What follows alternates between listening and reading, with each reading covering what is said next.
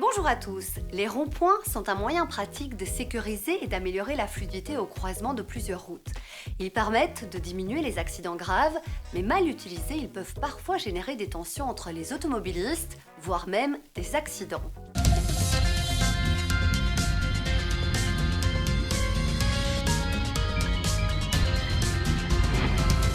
Qu'est-ce qu'il faut faire et qu'est-ce qu'il ne faut pas faire dans un rond-point? Qu'est-ce qu'il ne faut pas faire? Ouf, pas faire, c'est foncer, sans regarder. Pas rentrer dans un rond-point comme sur une piste de course. Toujours regarder dans l'angle mort pour les piétons et les cyclistes. Même si vous avez priorité. Et quand on y est, il faut, pour sortir, mettre son clignoteur. Ouais, c'est vrai que ça, c'est pas mal, mais personne ne le fait. Certaines règles sont parfois méconnues ou mal comprises par les automobilistes. En Belgique, un conducteur sur 8 ne connaît pas les règles à adopter à l'approche d'un rond-point. L'occasion donc de vous rappeler quelques points essentiels. Pour y accéder, vous n'avez jamais la priorité par rapport aux véhicules qui y circulent déjà, et ce, quelle que soit la bande sur laquelle il se trouve. Si un véhicule se rabat de la deuxième bande du rond-point vers la première bande, il a malgré tout la priorité sur une voiture qui voudrait y entrer. À quelques mètres du rond-point, on freine, on rétrograde et on s'engage si on ne gêne pas les autres automobilistes. Dans un rond-point, vous n'êtes pas obligé de serrer à droite. Le conducteur peut choisir sa bande, il peut donc rouler sur la première, deuxième ou encore troisième bande. Olivier, dans un rond-point, quand est-ce que je dois mettre mon clignotant? Alors, il faut mettre de clignotant comme partout d'ailleurs quand on change de bande, que ce soit pour se rabattre à droite ou bien pour changer de bande vers la gauche.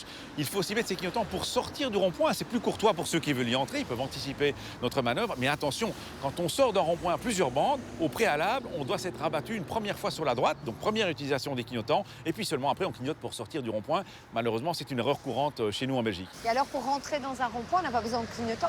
Alors, pour entrer dans un rond-point, on a considéré que ce n'était pas nécessaire de mettre ses clignotants, puisque de toute façon, tous les véhicules sont censés aller dans la même direction, à savoir vers la droite.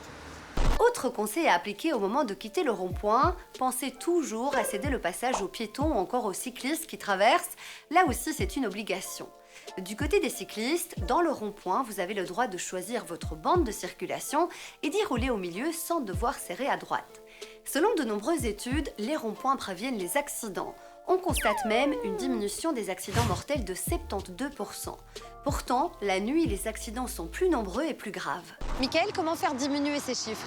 Alors on se rend compte que dans 75% des accidents, seul un véhicule est impliqué. Ça veut dire que le conducteur doit adapter son comportement. Généralement, ça peut être lié à de la somnolence, de la distraction. On n'a peut-être pas de repères par rapport à d'autres véhicules qui seraient absents. Et puis il y a aussi le changement d'itinéraire. On se rend compte que dans le sens giratoire, justement, ça tourne. Ce n'est pas comme un carrefour où on peut garder la vitesse. Donc s'il y a vraiment une solution, c'est au conducteur à adapter sa conduite.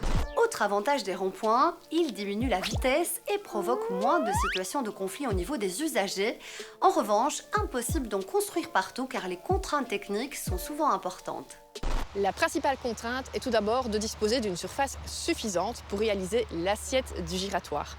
Il faudra également tenir compte du type de véhicule qui va fréquenter ce rond-point et donc on pourra par exemple jouer sur l'îlot central de ce giratoire pour le rendre franchissable pour certains types de véhicules. Il faut également que le trafic soit relativement équilibré entre les différents axes qui arrivent dans ce rond-point puisque si le trafic est trop disproportionné, eh bien le rond-point va dysfonctionner. Les règles sont nombreuses dans un rond-point. Priorité à l'usager déjà présent, pensez à vous rabattre à droite au préalable quand vous souhaitez sortir et indiquez-le clairement par un clignotant. Cédez le passage aux piétons et aux cyclistes à la sortie. Enfin, évitez les changements de direction trop brusques. Si vous avez des questions, contactez-nous sur les réseaux sociaux. À la semaine prochaine et d'ici là, bonne route!